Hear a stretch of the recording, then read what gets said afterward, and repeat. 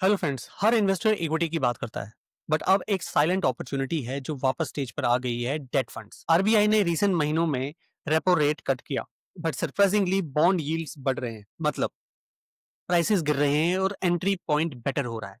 तो आज हम समझेंगे why bond prices are rising even after the rate cuts, why this is a good news for investors, and how can you position your debt portfolio smartly in this cycle. Hello friends, this is Rajadhar, managing partner at Finogent Solutions, where we demystify the world of investing for our investors. Now पहली बात है understanding the yield and YTM, yield to maturity. तो सबसे पहले एक basic clarity, जब हम date funds में इन्वेस्ट करते हैं द मोस्ट इंपॉर्टेंट नंबर होता है यील्ड टू मैच्योरिटी। यानी अगर आप फंड में इन्वेस्ट करके बॉन्ड्स को मैच्योरिटी तक होल्ड करते हैं तो आपको कितना एनुअलाइज रिटर्न मिलेगा। Higher the YTM the better future returns potential are there, और यही पैरामीटर आज अट्रैक्टिविटी लेवल्स पर है because bond yields have moved up again. Now, what is happening in the market? Between February and June 2025, RBI ने repo rate जो था 6.5% उसे कम करके 5.5% पे कर दिया, पूरा 1% का कट। नॉर्मली जब रेट कट होता है बॉन्ड प्राइसेस राइज हो जाते हैं और यील्ड्स फॉल हो जाती है, और वैसे ही हुआ। एग्जिस्टिंग बॉन्ड होल्डर्स ने कैपिटल गेन्स अर्न किया, लेकिन नए इन्वेस्टर्स के लिए एंट्री वाईटीएम गिर गया। Yes, entry yield to maturity गिर गया। अब इंटरेस्टिंगली अगस्त के बाद यील्ड्स फिर से बढ़ने लगे हैं। 10 ईयर गवर्नमेंट बॉन्ड यील्ड जो मई में 6.2% था, अब बढ़कर 6.51% हो गया है, और 30 ईयर बॉन्ड 6.75% के ऊपर जा रहा है, यहां तक कि 7.2% तक चला गया है। दिस मीन्स आपके लिए एंट्री पॉइंट अब फिर से बेटर हो गया है।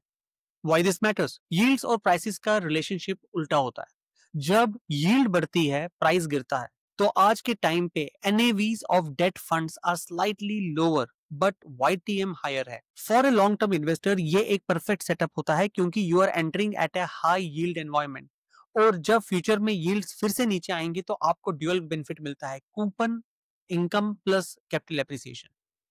So now where are the opportunities? Let us break it down. Government bonds G-Secs, base references for all the yields, 10 year जो benchmark yield है 6.5%, 30 years 7.2%. 10 year benchmark yield is at 6.5%, 30 years is at 7.2%. Safe, sovereign, idle for duration funds. दूसरी category में आता है आपका state government securities, SGS या SDLs, state development loans. Sovereign rating, slightly higher yield than central G-Secs। Example क्या है आपका? सितंबर 2025 RBI auction had a cut off yield of 7.58, higher than triple A corporate bonds.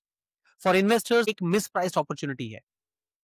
अब तीसरी category आती है corporate bonds. Yields have moved up in a tandem. Triple A corporate bonds around 7.4 to 7.6%. For quality investors, entry levels are again compelling. अब सवाल ये आता है, why debt funds make sense now? जब yields rise करते हैं तो NAVs of debt funds थोड़ा dip करते हैं, which is actually a good entry point because if you invest now, आपका future accrual yield higher होता है। Yes, आपके फ्यूचर का accrual yield जो होता है वो हायर होता है। For example, if a fund's YTM was 6.3% few months back, today it may be 7% plus. और अगर आप फ्यूचर में RBI का एक और 0.25% का रेट कट देखेंगे, then yields will dip and the funds prices will rally, giving you both income and mark to market gains. यानी अभी का टाइम है accumulate करने का, ना कि exit करने का।